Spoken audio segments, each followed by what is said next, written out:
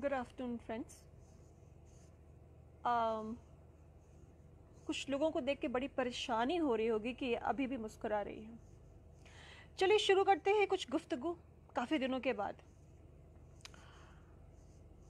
सच बोलने का आप जब सच बोलते हैं तो उसका इनाम क्या होता है, ये मैं आपको दिखाना चाहती हूँ।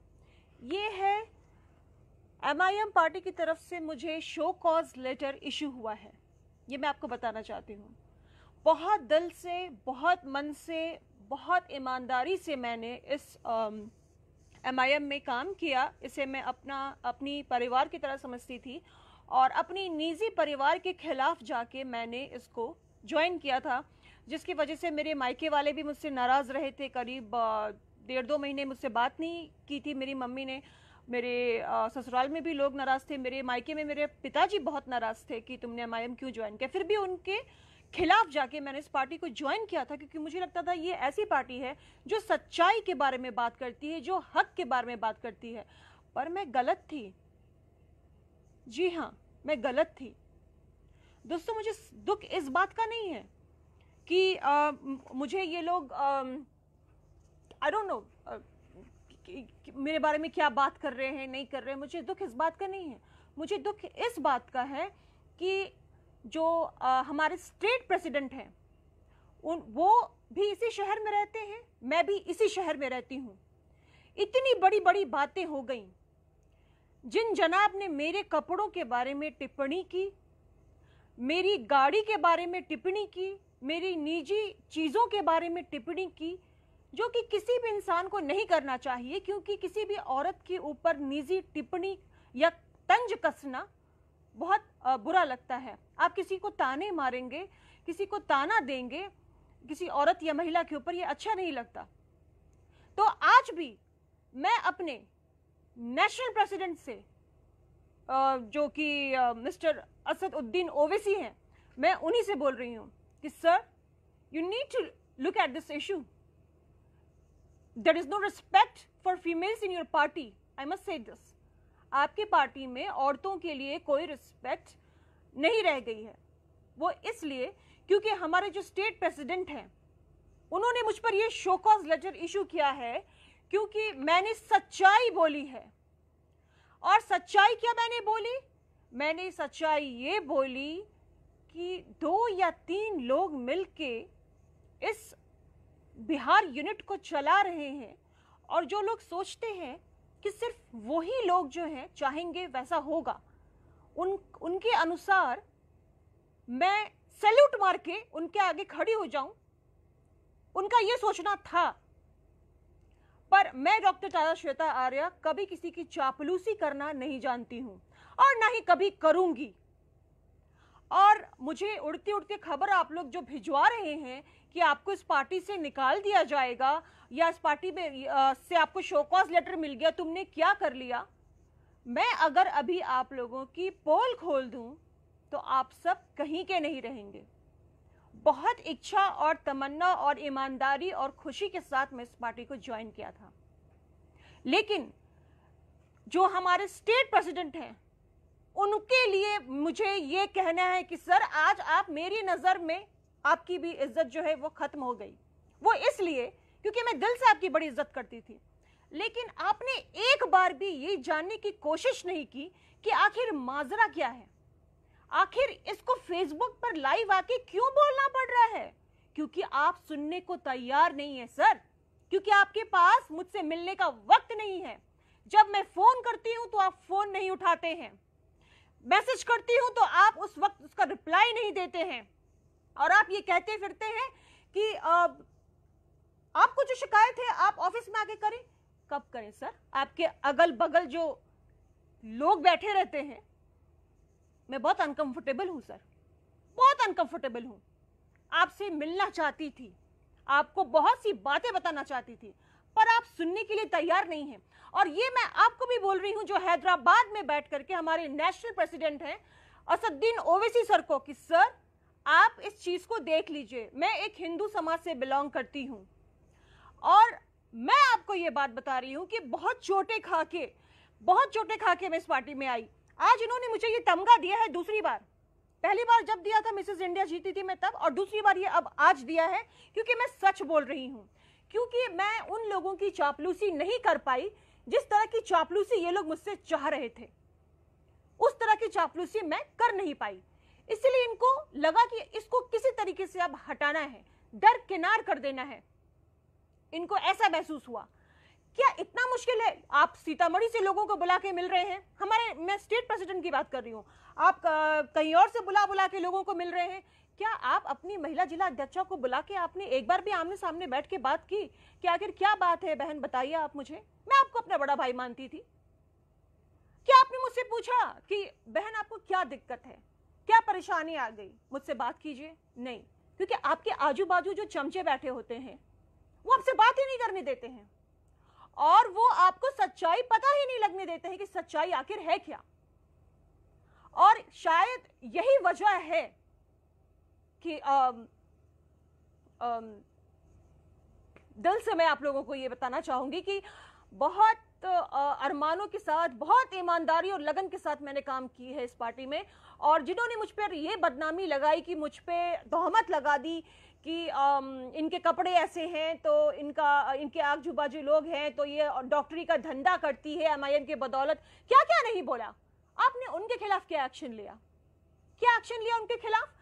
उनके खिलाफ आपने एक्शन न लेके बल्कि उल्टा चोर कोतवाल को डांटे, आपने मुझे ये लेटर थमा दिया, तुरंत एक्शन ले लिया। सर आपने उस वक्त एक्शन क्यों नहीं लिया जिस वक्त मुझे रेप की धमकियां मिल रही थी? नहीं, मुझे जानना पड़ेगा सर, जवाब तो आपको देना पड़ेगा। अब आप मुझे जवाब दीजिए, मैं एक इंडियन वुमेन हूं और सच्चाई बोलने से कभी पीछे नहीं हटूंगी। जब मुझे रेप की धमकियां मिली तब आप कहां थे? तब आपकी ये पूरी बिहार की और पूरी एमआईएम की यूनिट कहां थी? क्यों उन्होंने मेरे बचाव में कुछ भी नहीं कहा? आज आप ये कागज का टुकड़ा ला करके मुझे भिजवाते हैं खोज करके कि मैं कहां हूं। आज आपको बड़ा अच्छा लग रहा है कि आपके इर्द गिर्द 100, 200, 400 लोग मौजूद हैं। सर किसी की मासूम की आंखों में आंसू देख करके आप भी सुखी नहीं रह पाएंगे, कोई भी नहीं रह पाएगा, ये मैं आप लोगों को बताना चाहती हूँ।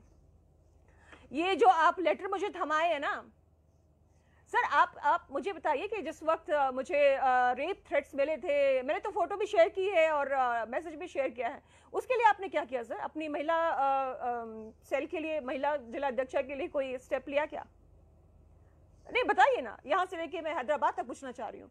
और जिन जनाब ने मुझे ये कहा कि आपकी हैसियत नहीं है असदुद्दीन ओवैसी से बात करने की, सर मेरी हैसियत है कि मैं 3 बार केंद्रीय स्वास्थ्य मंत्री अश्विनी चौबे जी से अवार्ड ले चुकी हूँ, और उन्होंने कहा कि मेरी हैसियत नहीं है कि मैं असदुद्दीन ओवैसी से बात करूं। क्यों सर, उनसे बात करने के लिए सिर पे 2 सींग होने चाहिए क्या? नहीं, मुझे जानना है कि उन जनाब ने कहा कि मेरी हैसियत नहीं है। और तो और ये जो लोग यू वॉइस इंडिया चलाते हैं और जो ये लोग कौन सा चैनल चलाते हैं, 10 प्रेस चलाते हैं, आप लोगों को शर्म आनी चाहिए। आप लोग वीडियो को एडिट करके रख रहे हो, जहां उन्होंने हैसियत के बारे में मेरी बात की है, डर क्यों रहे हो? 3 जगह आपने उस वीडियो को एडिट करके वहां से हटा दिया, क्यों बचा रहे हो भाई उसको? उसने बोला है तो उसको बोलने, उसकी बातों को रहने दो ना, लोगों को जानना भी तो चाहिए सर। और सबसे ज्यादा तो मुझे अपने स्टेट प्रेसिडेंट से बोलना, आपने जो ये नियम कानून बनाए सर, 15 अगस्त को जब झंडा फहराइएगा ना 2020 को, हाँ, तो सर 2019 की फोटो एक बार पलट के देख लीजिएगा। जी हाँ, मैं अपने स्टेट प्रेसिडेंट को ही बोल रही हूँ। जब आप 2020 का झंडा फहराएंगे 15 अगस्त को एमआईएम ऑफिस में, तो एक बार 2019 का 15 अगस्त का फोटो 2019 का जरूर देख लीजिएगा कि आपके बगल में कितने लोग थे जब आप हार चुके थे लोकसभा का चुनाव, और आपके बगल में ये महिला खड़ी थी, ये बहन खड़ी थी आपकी। और आपने कभी अपनी बहन से ये बोला कि नहीं पूछा, सर मैं कोई इंग्लैंड में नहीं रहती हूं, नहीं मैं दिल्ली में रहती हूं, मैं और आप एक ही शहर में रहते हैं, मैंने आपसे बहुत मिलने की कोशिश की, मैंने आपको फोन भी किए, आपसे अपॉइंटमेंट भी चाहा, पर आपने सुनना नहीं चाहा। और आप ये कह रहे हैं कि जो बात करनी है पार्टी ऑफिस में आके करें। सर कब करें? आपके आजू बाजू तो लोग होते हैं, वही लोग जिनके बारे में बताना चाह रही हूं, तो मैं कब बताऊं? और आपने कहा पार्टी का मसला है, इसका मसला है, तो ऑफिस में आके सुलझाएं। सर कब कब कब सुलझाना है, कैसे सुलझाना है, ये भी तो बताइए। किसी महिला के इस मेरी ईमानदारी का फायदा उठा के और आप लोग चाह रहे हैं कि अब इसको, क्योंकि इलेक्शन का टाइम है, तो इसको दरकिनार कर दो साइड से, कोने से, क्योंकि ये तो महिला है, ये तो ना कुछ बोल पाएगी ना कुछ कर पाएगी। कितनी आसानी से आप लोगों ने वो लोगों को वहां पे ऑफिस तैयार कर रहे हैं, फलाना कर रहे हैं और गिना रहे हैं कि इसने क्या किया, इसने तो कुछ भी नहीं किया। सही बात है सर, मैंने कहाँ कुछ किया। मैंने अगर कुछ किया होता तो आज मैं यहाँ बैठ के थोड़ी होती, मुझे तो फील्ड में मैं होती। वो आपके जो लोग हैं आजू बाजू, जो इम्पोर्टेंट लोग हैं, उनकी इच्छाएं जो थी, उनका जो कहना था, वो मैं नहीं मान पाई सर, मैं नहीं मान पाई। और मुझे आपको यही बताना था। आपको लग रहा होगा हर चीज में हाँ, जनाब का कहना था कि हर बात में फेसबुक पर आ जाती है। आपको क्या तकलीफ है? फेसबुक मेरा, मुझे सुनने वाले मेरे लोग, जनता मुझे सुन रही है, ये जनता मेरा परिवार है। आपको क्यों तकलीफ हो रही है? मुझे बताइए। आप भी चिल्लाइए फेसबुक पे, किसी ने मना किया आपको? नहीं ना, ये मेरा हक है, freedom of expression, freedom of speech, मैं बोल सकती हूँ। और मैं अपने आपने कहा कि आपकी नेशनल प्रेसिडेंट असदुद्दीन ओवैसी से बात करने की हैसियत नहीं है। 3 बार आपने ऐसा बोल बोल के टेबल पे हाथ पटका, लेकिन आपकी इस पार्ट को लोगों ने वहां पे एडिट कर दिया, हटा दिया, ताकि मैं गलत साबित हो जाऊं। और अब आपने ये प्यार का तोहफा, ये जो है, ये लेटर मुझे लिख करके भेजे, अनुशासन समिति बनाई गई है। सर, अनुशासन समिति उस वक्त कहां थी जब बजरंग दल ने मुझ पर अटैक किया था, ये कह के कि आप एमआईएम की नेत्री हैं? बजरंग दल छोड़िए, उस वक्त कहां था जब मुझ पर रेप थ्रेट्स के जो मैसेजेस मुझे भेजे जा रहे थे? तब तो आपने कोई एक्शन नहीं लिया सर। प्रेस में बुला के, मीडिया में बुला के कुछ कहा क्या आपने? कुछ भी नहीं। आपको लगता है ये महिला अकेली है, क्या कर लेगी? ईमानदारी और ऑनेस्टी से काम करने का ये सबूत देंगे सर आप? इसके लिए मैंने ये पार्टी ज्वाइन की थी। और आज आप लोगों के पास, आपको लगता है कि आप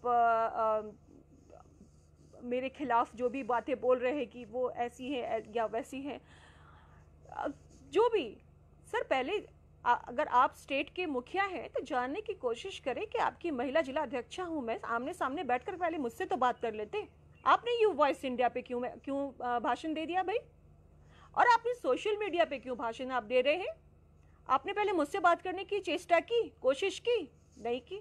आपने मेरी प्रॉब्लम्स जानने की कोशिश की? नहीं की। आपने भी तो सोशल मीडिया का ही सहारा लिया है सर, आपने भी तो सोशल मीडिया का सहारा लिया। मैं कोई इंग्लैंड में तो रहती नहीं हूं कि मेरी और आपकी मीटिंग नहीं हो सकती। लोग गवाह हैं कि मैं आपसे बात भी करना चाहती थी और मिलना भी चाहती थी, पर दोनों चीज रिजेक्ट कर दिया गया। और ये कहना कि पार्टी में आके हल करें और आमने सामने बैठ के बात करें, सर आप भी तो मुझसे बात कर सकते थे आमने सामने बैठ के कि आप हमारे महिला जिलाध्यक्ष हैं, बताइए क्या प्रॉब्लम हुई है। सर, ताली दोनों हाथ से बजती है, ये बोलना चाहती हूं। और मेरी खामोशी को आप लोग कमजोरी मत समझिए।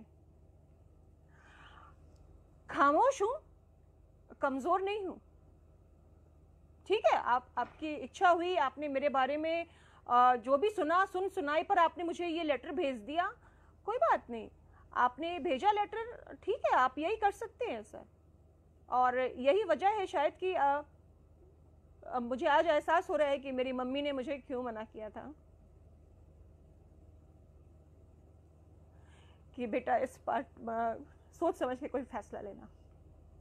आज वो उनको भी मैंने शर्म वो कर दिया, एम्बैरस है मेरी मदर कि मैं अपनी फजियत करा रही हूँ पार्टी में जाके। और आप लोग ये कह कि 2 साल से कुछ भी मैंने काम नहीं किया। खैर, मेरी जनता जवाब देगी मैंने काम किया कि नहीं, लेकिन मैं कमजोर नहीं हूं सर। आज आप लोग मुझे दरकिनार कर रहे हैं, स्लाइट कर रहे हैं, लेकिन ये बात याद रखिएगा सर, मैं सच थी, हूं और रहूंगी और सच्चाई पे रहूंगी। मैं फिर लौट के दोबारा आऊंगी और मैं सर जरूर आऊंगी। वो 1 साल पहले वाला वीडियो मिल गया ना, कुर्सी किसने तोड़ी थी, सर ये वीडियो भी मिल जाएगा, जितना भी एडिट कर लीजिए। जो लोग एडिट कर रहे हैं ना, इसके वर्ड्स छुपा रहे हैं, उनको भी पता चलेगा। और हाँ, मेरी हैसियत अगर नहीं है हमारे प्रेसिडेंट से बात करने की, तो एक आम आदमी कैसे बात करेगा सर? किस बिना पे आप कह रहे हैं? अगर अगर मैं बात नहीं कर सकती हमारे national president Asaduddin Owaisi sir से, तो एक आम आदमी कैसे बात करेगा? और आप लोगों ने जो भी ये साजिश रची है ना, बहुत अच्छी रची है, और आप लोगों ने जो सिला मुझे दिया है वो तो खैर बहुत ही अच्छा है, लेकिन सर मेरी खामोशी को कमजोरी मत समझिएगा। मैं दोबारा लौट कर जरूर आऊंगी। जो आप लोग कर रहे हैं कर लीजिए। आज मैंने उन लोगों से वीडियो भी मांगा, बहुत मांगा कि मुझे अनएडिटेड वीडियो दीजिए।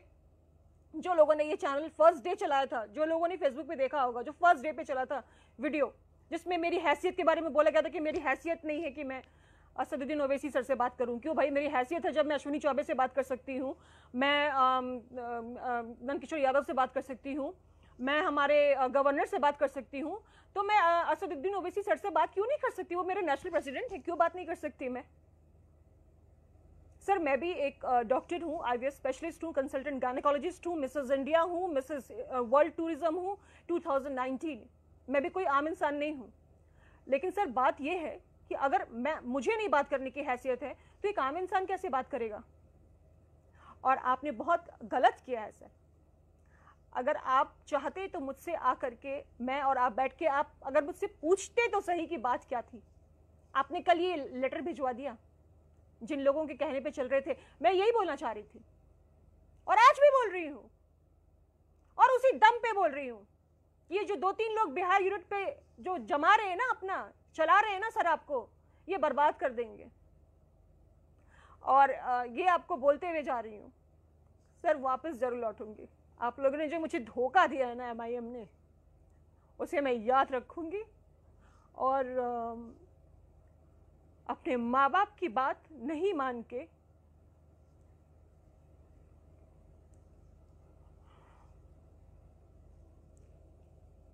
एनीवेज